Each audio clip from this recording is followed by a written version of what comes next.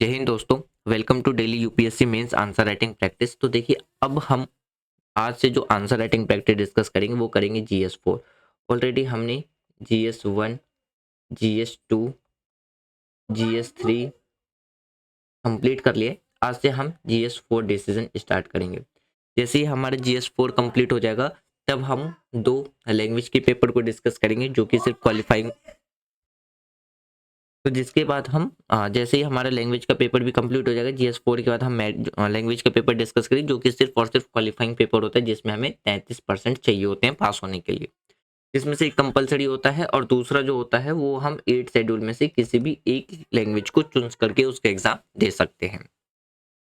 तो देखिए, आज का पेपर स्टार्ट करने से पहले मैं आपको एक छोटा सा ओवरव्यू बता दूं कि यूपीएससी का जो सिलेबस होता है, किस सब्जेक्ट में क्या पूछा जाता है और जीएस में जो पेपर पूछे जाते हैं वो कहाँ कहाँ से पूछा जाता है। ऑलरेडी मैंने ये वीडियो अपलोड कर दी है कि अगर आप 2026 के लिए प्रिपरेशंस कर रहे हैं तो आप किस किस तरीके से अपनी जो प्लानिंग है वो करके प्रिपरेशन स्टार्ट कर सकते हैं और किस मंथ में क्या आपको देखने को मिलेगा, कौन सी अपडेट्स देखने को मिलेगा। देखो, टेंटेटिव मंथ की बात करते हैं। फेब में हमें क्या देखने को मिलता है, ऑनलाइन एप्लीकेशंस देखने को मिलता है। यूपीएससी अपने एग्जामिनेशंस के लिए फॉर्म रिलीज करना शुरू कर देती है। ऑलरेडी यूपीएससी ने अपना कैलेंडर जारी कर दिया है। मई के अंदर में आपको फर्स्ट स्टेज देखने को मिलेगा जब आपका फॉर्म फिल हो जाता है, जब आप 100 रुपीज़ चार्ज होता है यूपीएससी एग्जाम एप्लीकेशन के लिए। जब आपका फॉर्म फिल हो जाता है तो उसका फर्स्ट स्टेज जो एग्जाम होता है प्रीलिम्स का वो आपको देखने को मिलेगा, जिसमें ऑब्जेक्टिव क्वेश्चन पूछे जाते हैं। इसमें भी आपका 2 होता है, आगे डिस्कस करेंगे अभी। तो जब आप प्रीलिम्स क्वालिफाई करते हैं तब आप सेकंड स्टेज में पहुंचते हैं जो कि होता है आपका मेंस का पेपर। फेब में आपका फिर से थर्ड स्टेज यानी कि इंटरव्यू स्टार्ट हो जाता है। फेब से लेकर के ये चलता है अप्रैल तक। ये पूरा इंटरव्यू आपको उस टाइम पे चलेगा, ये अनुमानित है। इसी ड्यूरेशन में जो यूपीएससी है वो अपने जो प्रोसेस है एग्जाम सिलेक्शंस का वो करती है। अब देखिए, सबसे पहले अगर हम प्रीलिम्स की बात करते हैं तो प्रीलिम्स में आपको क्या देखने को मिलेगा।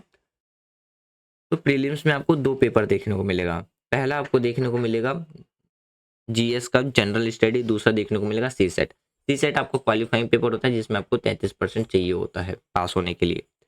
तो जीएस 1 में आपसे 200 मतलब 100 एमसीक्यू देखने को मिलेंगे। हर एक एमसीक्यू 2 मार्क्स का होता है, टोटल 200 मार्क्स होते हैं। ये आपका मेरिट पेपर होता है, इसमें आपको कट ऑफ लिस्ट में आना होता है। अगर आप जनरल कैटेगरी से हैं तो आप अपना टारगेट 110 से 120 लेकर के चल सकते हैं। अगर आप 110 120 ला रहे हैं तो आप अपने आप को सेफ जोन में कर सकते हैं कि आपका प्रीलिम्स का जीएस 1 क्वालिफाई हो जाएगा।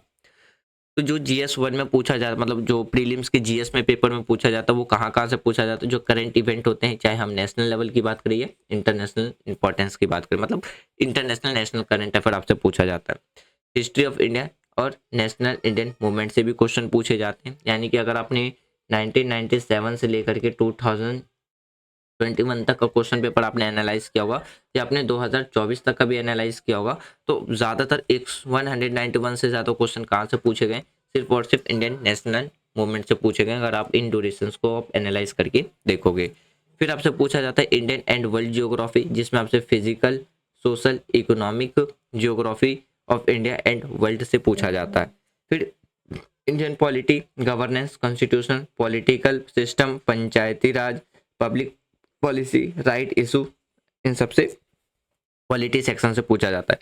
इकोनॉमिक सेक्शन से economics, social development, sustainable development, poverty, inclusion, demographic. Demographic में जैसे लिटरेसी रेट है, बर्थ रेट, डेथ रेट, आपको ये देखने को मिल जाएगा। सोशल सेक्टर इंटेंटिव्स ये पूछे जाते हैं। फिर आपसे जनरल इशू जो भी environmental, ecological, biodiversity, climate change, इन सब से जो पूछे जाते हैं ये आप मेनली करंट अफेयर से आप पूरा कर सकते हैं। इसके लिए कोई भी स्पेसिफिक बुक की रिक्वायरमेंट नहीं है। और एक जनरल साइंस पूछा जाता है क्लास 6 से लेकर के क्लास 10 तक, ये आपसे पूछा जाता है प्रीलिम्स की जीएस पेपर में। सी सेट में क्या क्या पूछा जाता है, कंपैरिजन पूछा जाता है। एक चीज और याद रखिएगा, सी सेट में आपको 80 क्वेश्चन देखने को मिलेगा, एक क्वेश्चन 2.5 मार्क्स का होता है। इसको क्वालिफाई करने के लिए सिर्फ और सिर्फ आपको किसकी 33% यानी कि 66 मार्क्स की जरूरत होती है। लॉजिकल रीजनिंग पूछा जाएगा, analytical ability, general mental ability और बेसिक जो नंबरेसी है क्लास 10th लेवल तक में वो आपसे पूछा जाता है। फिर इंटरपर्सनल स्किल्स इंक्लूडिंग जो भी कम्युनिकेशन स्किल होती है वो पूछा जाता है, और डिसीजन मेकिंग और प्रॉब्लम सॉल्विंग आपसे सी सेट के अंदर में पूछा जाता है। जब आप प्रीलिम्स क्वालिफाई कर लेते हैं तब आपसे पूछा जाता है, जब आप प्रीलिम्स क्वालिफाई करके मेंस में इंटर करते हैं तब आपसे पूछा जाता है लैंग्वेज का पेपर। अगर तब आप जब मेंस में इंटर करते हो तो वहां पे आपको 2 लैंग्वेज का पेपर देखने को मिलेगा, दोनों होते हैं 300 मार्क्स के, paper A paper B. Paper B आपको इंग्लिश का देखने को मिलेगा और जो पेपर ए है आप किसी भी 8 शेड्यूल में से जो हमारी कॉन्स्टिट्यूशन में जो भी भाषाएं हैं उनमें से आप किसी भी एक भाषा को चुन करके उसका एग्जाम दे सकते हैं। ये भी हमारा क्या होता है, क्वालिफाइंग पेपर होता है। फिर आता है merit based paper. Merit based paper जिसमें हम जीएस ऐसे जीएस की बात करते हैं। तो देखिए पेपर की बात करते हैं तो यहाँ पे जो पेपर आपको देखने को मिलेगा, जैसे हम पेपर 1 की बात करते हैं, ये आपको 250 नंबर का देखने को मिलेगा जो होता है आपका निबंध का, ऐसे का। पेपर 2 जीएस 1 ये भी होता है आपका 250 मार्क्स का, जिसमें Indian heritage, culture, history and geography, world and society आपसे पूछा जाता है। पेपर 3 जीएस 2 ये भी आपका 250 मार्क्स का होता है। Governance, constitutions, polity, social justice, international relations, ये सारे पूछे जाते हैं आपसे जीएस 2 के अंदर में। फिर आपसे पूछा जाता है कौन सा, जीएस 3 पेपर 4 ये भी आपका 250 मार्क्स का होता है, जिसमें आपसे technology, environmental development, biodiversity, environment, society and disaster management के रिगार्डिंग में आपसे क्वेश्चंस पूछे जाते हैं। फिर आता है पेपर 5 जीएस 4 जो कि अब हमारा आंसर राइटिंग डिस्कशन स्टार्ट हो रहा है। ऑलरेडी हमने जीएस 1, जीएस 2, जीएस 3 कंप्लीट कर लिया। तो जीएस 4 जो होता है उसमें आपको एथिक्स, इंटीग्रिटी और एप्टीट्यूड्स देखने को मिलेगा। उसके बाद आता है पेपर 6 एंड 7 ये आपका होता है दोनों पेपर सेम सब्जेक्ट का जो ऑप्शनल पेपर होता है उसका देखने को मिलेगा। दोनों पेपर 250-250 मार्क्स का होता है। तो कैंडिडेट कोई भी ऑप्शनल सब्जेक्ट चुन सकता है, जैसे मैथ है, केमिस्ट्री है, फिजिक्स है, बायो है, पीएसआईआर है, political science, international relation, geography है, हिस्ट्री है। तो कोई भी अपने अकॉर्डिंग कैंडिडेट ऑप्शनल चुन सकता है। सेम सब्जेक्ट का 2 पेपर होता है। टोटल आपका जो मेंस होता है वो होता है 175 का। जब आप मेंस भी क्वालिफाई करते हैं तब आप पहुंचते हैं थर्ड स्टेज में जो कि होता है इंटरव्यू। इंटरव्यू होता है 275 मार्क्स का। जब आप 275 मार्क्स स्कोर कर लेते हैं तब आपका यूपीएससी एग्जाम क्लियर हो जाता है। फिर आपका जो प्रोसेस होता है जैसे मेडिकल टेस्ट सब करवाना वो आपका चलता रहता है। तो जो जीएस 4 में पेपर में पूछा जाता है वो एथिक्स, इंटीग्रिटी और एप्टीट्यूड्स पूछे जाते हैं। तो अब हम स्टार्ट करते हैं आज का जो जीएस 4 का जो पहला क्वेश्चन है उसको। तो देखिए क्वेश्चन क्या कहता है वो मैं आपको इजी वे में समझा देता हूँ।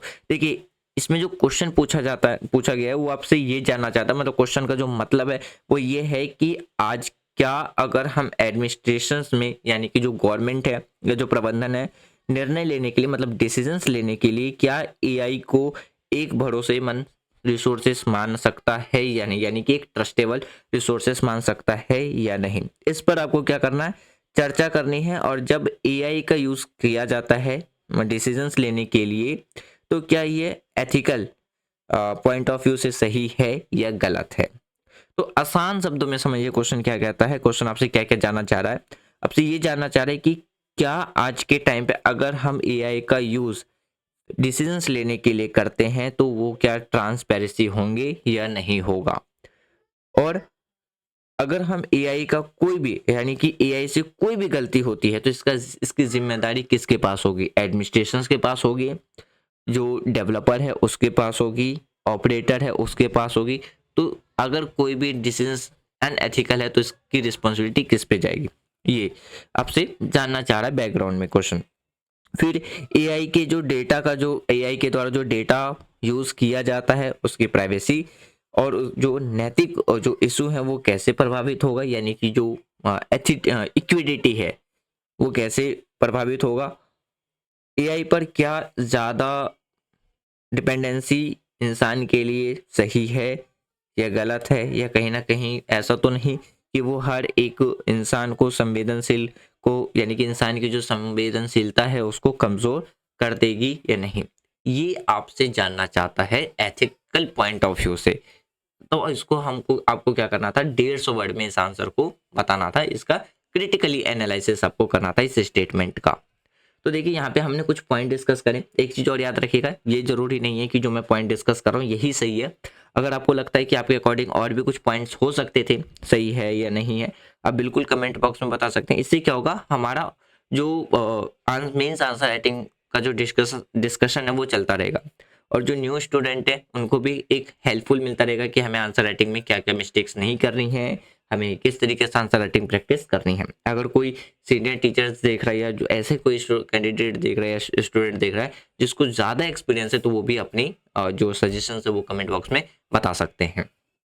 तो देखिए सबसे पहले जो हमारा पॉइंट चलेगा, हम वो किस किस पॉइंट ऑफ व्यू पे डिस्कस करेंगे। एक ट्रांसपेरेंसी पे डिस्कस करेंगे, बायसेस और फेयरनेस यानी कि पक्षपात और निष्पक्ष, अकाउंटेबिलिटी, डाटा प्राइवेसी, इक्विडिटी और ऑटोनॉमी। इन पॉइंट्स में हम क्या करेंगे, आंसर डिस्कस करेंगे।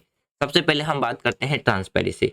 तो देखिए अगर हम एआई सिस्टम की बात करते हैं तो वो किस तरीके से काम करता है, जस्ट लाइक अ ब्लैक बॉक्स की तरीके से काम करता है, जो कि ये समझने पे काफ़ी ज़्यादा मुश्किल खड़ा करता है, यानी कि जिसमें यह समझ पाना या निर्णय पर सवाल उठा पाना मुश्किल हो जाता है कि जिससे कि क्या होता है, कहीं इस पे जो ट्रांसपेरेंसी है इस पे सवाल उठाना या इसके निर्णय पे सवाल उठाना काफ़ी ज़्यादा क्या हो जाता है, मुश्किल हो जाता है। जिसकी वजह से कहीं ना कहीं ये काफ़ी ज़्यादा क्या हो जाता है, एक इसकी जो ट्रस्ट है यानी कि इसका जो विश्वास है वो क्या हो जाता है, रिड्यूस होता है, कहीं ना कहीं कम होता है।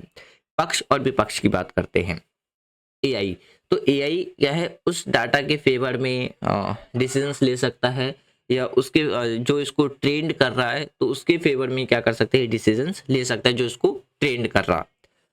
तो जिसके वजह से क्या होगा कि जो ग्रुप्स हैं सोसाइटी के अंदर, जैसे बहुत से ग्रुप हैं जाने अनजाने में क्या होगा, कहीं ना कहीं उन्हें वो क्या कर देगा, उनके साथ डिस्क्रिमिनेट करेगा, यानी कि पक्षपात करेगा, निष्पक्ष तरीके से डिसीजंस नहीं ले पाएगा, ये आपको देखने को मिलेगा। क्यों? क्योंकि इसका जो डिसीजंस होगा कहीं ना कहीं किसके फेवर में जाएगा, जो इसको ट्रेंड कर रहा है या जो इसको ऑपरेट कर रहा है, जिसके द्वारा इसको जैसी डाटा प्रोवाइड कराई जा रही है। अकाउंटेबिलिटी की बात करते हैं, मतलब जवाबदेही। जवाबदेही में क्या, कई बार कुछ केसेस में अगर एरर या हार्म इशू होता है एआई के द्वारा, तो इसकी रिस्पॉन्सिबिलिटी किस पे जाएगी, एआई डेवलपर पे जाएगी, ऑपरेटर पे जाएगी या एडमिनिस्ट्रेटर पे जाएगी। ये काफ़ी ज़्यादा क्या है, एथिकली क्या बन जाता है, एक कॉम्प्लेक्स बन जाता है, काफ़ी एथिकली यानी कि नैतिक रूप से काफ़ी ज़्यादा क्या हो जाता है, यानी कि जटिल हो जाता है। डाटा प्राइवेसी की बात करते हैं तो देखिए एआई को लार्ज स्केल पर डाटा की रिक्वायरमेंट होती है, तो डाटा की ज़्यादा मतलब डाटा की बड़ी मात्रा में आवश्यकता होने की वजह से क्या होगा, कहीं ना कहीं जो संवेदनशील व्यक्ति की जो जानकारी है उसका मिसयूज तरीके से विदाउट उसके कंसर्ट कंसेंट क्या किया जा सकता है, डाटा का मिसयूज किया जा सकता है। इक्विडिटी, इक्विडिटी का मतलब होता है समानता। तो देखिए एआई की बात करते हैं तो एक्सेस टू एआई टूल, यानी कि जो एआई टूल की जो पहुंच है, वो जो एआई टूल की जो पहुंच है, वो जो रिसोर्सेस है वो किसके फेवर में होगा, ज़्यादातर जो रिच ऑर्गेनाइजेशन है या जो रिच फैमिलीज हैं या जो बड़े जो लेवल पे जो लोग हैं उन तक में ही रह जाएगी। तो जिसकी वजह से कहीं ना कहीं सोसाइटी के अंदर में क्या देखने को मिलेगा, एक तरीके से इनइक्वलिटी इंक्रीज होता हुआ नजर आएगा, किसमें, गवर्नेंस के अंदर में। क्यों? क्योंकि बड़े आदमी तक तो ये रिसोर्सेस पहुंच जाएगा, उनके लिए अवेलेबल रहेगा, अफोर्डेबल रहेगा, बट सोसाइटी के अंदर में जो पुअर्स फैमिली हैं वो उनके लिए ये रिसोर्सेज कहीं ना कहीं क्या हो जाएगा, यानी कि कहीं ना कहीं वो एक्सेस नहीं कर पाएंगे। तो जिसकी वजह से सोसाइटी के अंदर में क्या होगा, कहीं ना कहीं गवर्नेंस के अंदर में जो इनइक्वालिटीज है वो इंक्रीज होता जाएगा। ऑटोनॉमी की बात करते हैं तो देखिए एआई के ऊपर अगर हम डिपेंडेंसी रखते हैं तो जिसके वजह से या जो अधिक निर्णय लेने के लिए जो मानवीय निर्णय को वो क्या कर सकता है, कहीं ना कहीं कमजोर बना सकता है। खास करके उस स्थिति में जहां पर अगर हम ऐसी सिचुएशंस में जहाँ पे कंपनसेशंस यानी कि करुणा और मॉरल रीजनिंग यानी कि नैतिक तर्क की आवश्यकता होती है। क्यों? क्योंकि एआई एक मशीन है, एक रोबोट है, तो उसके वो एथिकली यानी कि अगर हम कंपनसेशन और मॉरली रीजनिंग की बात करते हैं वो महसूस नहीं कर सकता, तो कहीं ना कहीं उसकी जो ऑटोनॉमी होती है वो क्या होती है, तर्क खास करके तो यानी कि जो खास करके जो उन स्थिति में जहाँ पे करुणा और जो नैतिक तर्क की आवश्यकता होती है उस जगह पे वो क्या बन जाता है, कमज़ोर पड़ जाता है। तो जिस वजह से कहीं न कहीं जो एआई पर अधिक अगर हम डिपेंडेंसी होते हैं तो हमारी जो निर्णय यानी कि डिसीजंस लेने की जो कैपेसिटी है वो कहीं न कहीं क्या होगी, कम हो जाएगी, मतलब रिड्यूस होती जाएगी। तो फ्रेंड्स देखिए अकॉर्डिंग टू जो क्वेश्चंस पूछना चाह रहा था उसके हमने कुछ पॉइंट डिस्कस करें और मैंने आपको स्टार्टिंग में बता दिया। आपको लगता है कि नहीं और भी इंपॉर्टेंट पॉइंट हो सकते हैं और भी डाटा फैक्ट्स हो सकते हैं, अब बिल्कुल वो कमेंट बॉक्स में बता दीजिएगा। Thanks for watching friend, take care, जय हिंद।